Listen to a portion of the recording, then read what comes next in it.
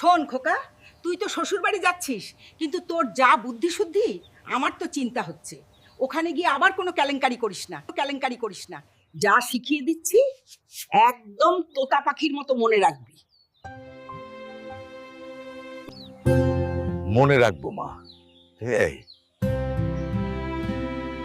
তুমি বলো। তোর শ্বশুর মশাই অসুস্থ, গিয়েই প্রথমে ওনার পায়ের কাছে বসবি, তারপর খুব আদবের সাথে জিজ্ঞেস করবি বাবা কেমন আছেন। আচ্ছা, জিজ্ঞেস করব। উনি বলবেন ভালো আছি বা ভালোর দিকে, তুই তখন বলবি এটাই তো আমাদের কাম্য। এটাই তো আমাদের কাম্য, এটাই তো আকির্ষে কাম্য। যে খাবারের নামই বলুক তুই বলবি বাহ অতি উপাদেয় পথ্য, আর ডাক্তারের নাম শুনে বলবি দারুণ ডাক্তার। এই যে এমন পড়ছে, এমন। বাবা, আমি এসেছি। কেমন আছেন বাবা? শরীরটা এখন কেমন? আর শরীর এবার মরলেই বাঁচি।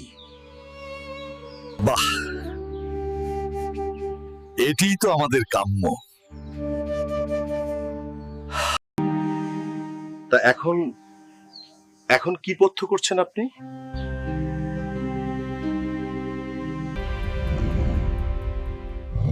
ঘোড়ার ডিম খাচ্ছি। বাহ বাহ, অতি উপাদেয় পথ্য। রোজ বেশি করে খান, তাড়াতাড়ি সুস্থ হবেন। তা কোন ডাক্তার দেখাচ্ছেন?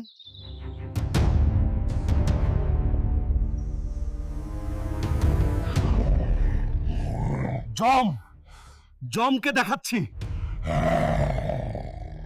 দারুণ ডাক্তার। উনি যখন দেখছেন তখন আর চিন্তা নেই, আপনি খুব তাড়াতাড়ি ভালো হয়ে যাবেন। দোহাই তোমার, আমাদের কিছু করো না, ভয় পেও না, আমি বন্ধু মানুষ।